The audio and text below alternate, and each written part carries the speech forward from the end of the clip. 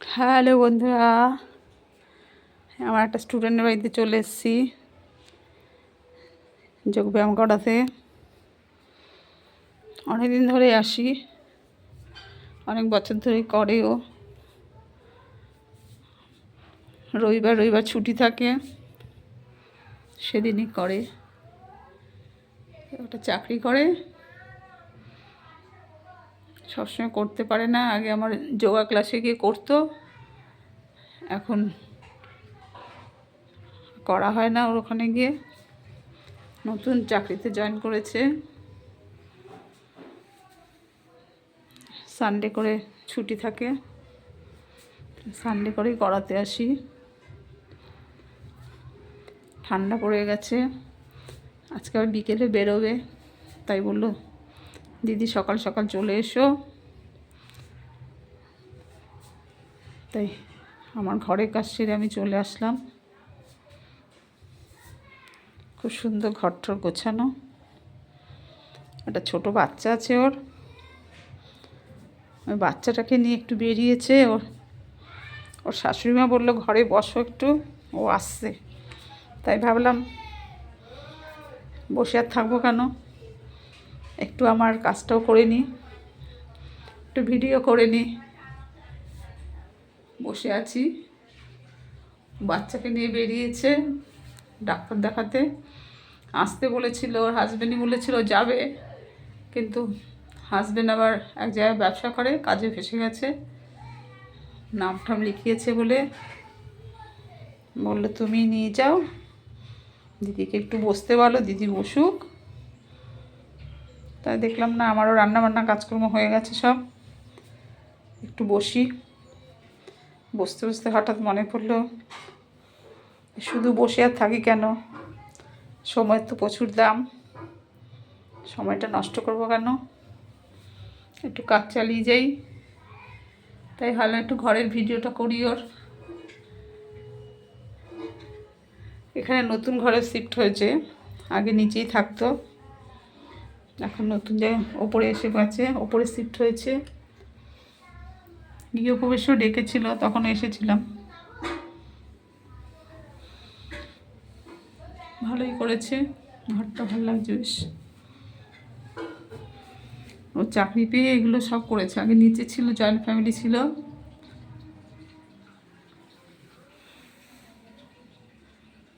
এখন ও চাকরি পাওয়াতে বড়েরও বিজনেস আছে। ছেলেদের এখন ছেলে পেলে মানুষ করতে তো প্রচুর খরচ, যার জন্য এতদিন করে উঠতে পারেনি।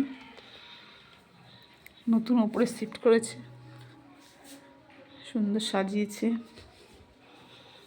একটা ঠাকুর ঘর করবে। সব সাজানো গোছানো হয়ে গেছে, এখনও কিছু আসেনি ঘরে।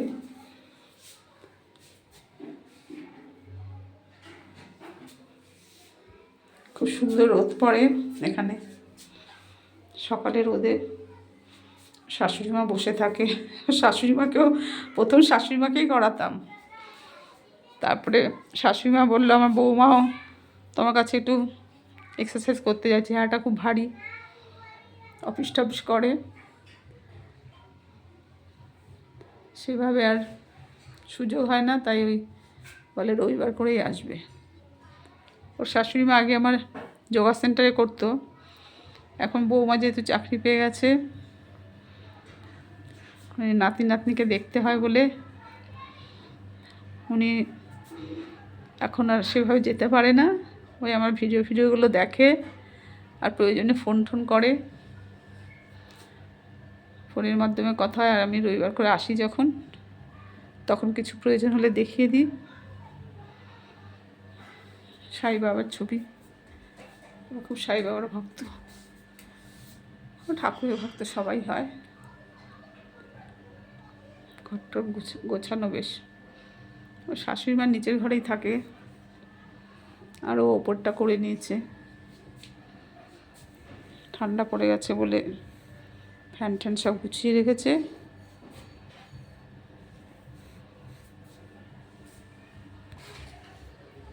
এই একটা ঘর, এটা এখনো কমপ্লিট হয়নি। ঘরটা ঘরটা এখনও কমপ্লিট হয়নি, বললো আস্তে আস্তে করব, একবারে হয়ে ওঠে না। সামনে বাগান, অনেক গাছ আছে ব্যালকনিতে।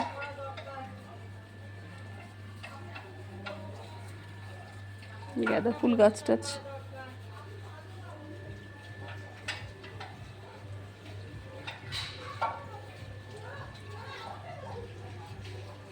গাঁদা ফুল গাছ টাছ রয়েছে এখানে।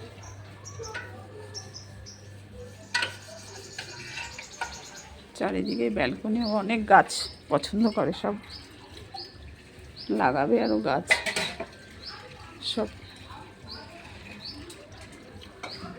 টবগুলো রয়েছে এখানে,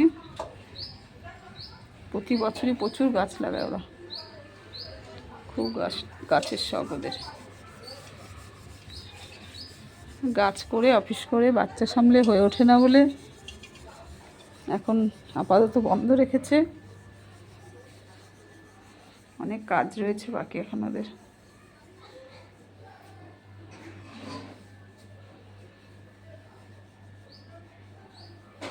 পুরো এই ঘরটা এখনো কমপ্লিট হয়নি।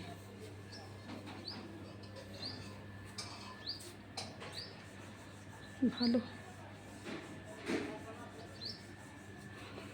সবারই সব কাজের জন্য খাটতে হয়, না খাটলে কি আর হবে।